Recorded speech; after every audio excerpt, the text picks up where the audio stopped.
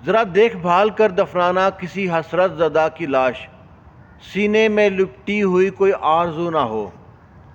Airport پہ ہم کھڑے ہیں تو جو ایئرپورٹ پہ شیشہ لگا ہوتا ہے نا، اس سامنے جہاز نظر آتے ہیں۔ اس جہاز میں نا سامان لوڈ ہو رہا تھا۔ ہم لوگ کہہ رہے تھے دیکھو اس میں نا، اس والے گاڑی میں جو سامان ہے نا، ہمارے بیگ اس گاڑی میں ہیں۔ ابھی یہ باتیں کر رہے تھے، اتنی دیر میں ایک اور گاڑی آتی ہے، اس میں ایک تابوت ہوتا ہے، ظاہر ہے تابوت میں کسی کی لاش تھی، اب وہ لاش رکھ رہے ہیں۔ تو ہم لوگ آپس میں باتیں کر رہے ہیں، دیکھو کتنے خوشی خوشی جا رہے ہیں ہم لوگ چھٹی، ہمارے گھر والے انتظار کر رہے ہوں گے، اور یہ کسی کی لاش جا رہی، کسی پردیسی کی لاش ہے شاید۔ اس گھر میں ماتم کا سما ہوگا، پتہ نہیں کب انتقال ہوا ہوگا، کتنے دن بعد لاش جا رہی ہے، رو رو کے آنسو بھی سوکھ گئے ہوں گے۔ ایئرپورٹ پہ ہر بندہ خوش ہی نہیں ہوتا، بہت لوگ دکھی بھی ہوتے ہیں جو جا رہے ہوتے ہیں چھٹی۔ تو اتنے وہ جو تھی جہاز میں وہ انہوں نے وہ رکھ دیا باکس، ہم لوگ آ کے ایک چیئر پہ بیٹھ گئے۔ اتنی دیر میں ہمارے ساتھ ایک بندہ اور آ کے بیٹھا، اچھا ڈریس پہنا ہوا تھا، ویل سیٹڈ تھا، بال شال بنے ہوئے، شیو وغیرہ کی ہوئی۔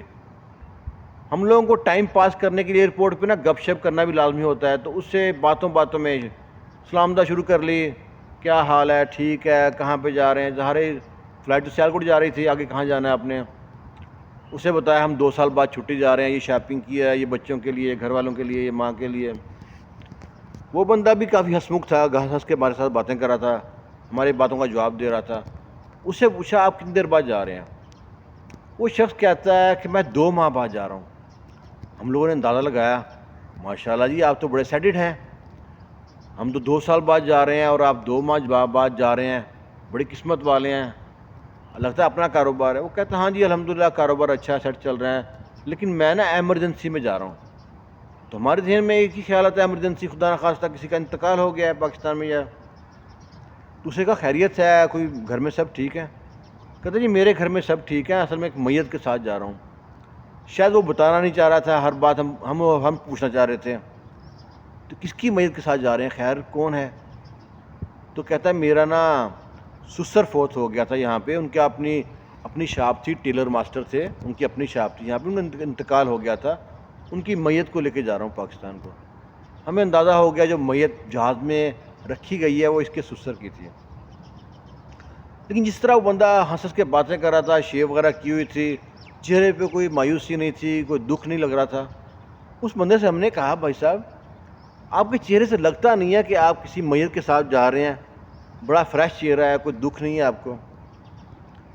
وہ بندہ کہتا ہے ٹھیک ہے آپ کی بات صحیح ہے کسی حد تک، مجھے جتنا دکھ ہے نا وہ میں ہی جانتا ہوں، لیکن جو اصل دکھ ہے نا وہ اس کی بیوی کو ہوگا جو بیوہ ہوئی ہے، اصل دکھ نا اس کی ماں کو ہوگا جس کا بیٹا اس دنیا سے چلا گیا ہے، اصل دکھ اس کی بہنوں کو، بھائیوں کو ہوا ہوگا، اور اصل دکھ ان بچوں کو ہوا ہوگا جو یتیم ہو گئے ہیں۔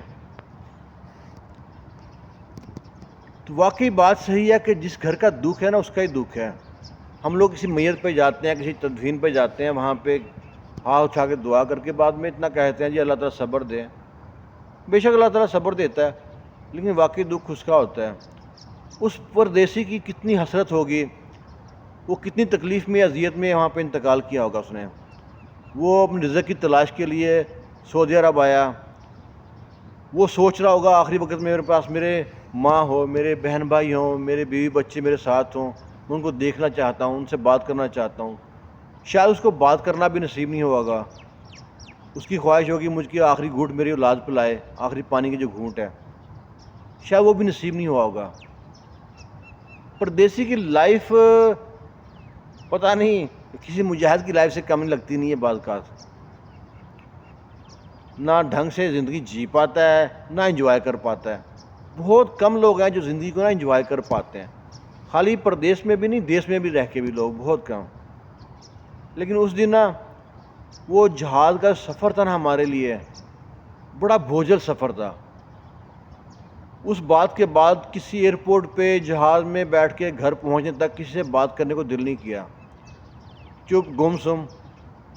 جب بندہ پریشان ہوتا ہے نا، وہ تو انتقال کر گیا آدمی، اس کے لیے پریشان کم ہوتا ہے، پریشان زیادہ اپنے لیے ہوتا ہے کہ شاید ہمارا وقت کس طرح گزرے گا یہاں پہ.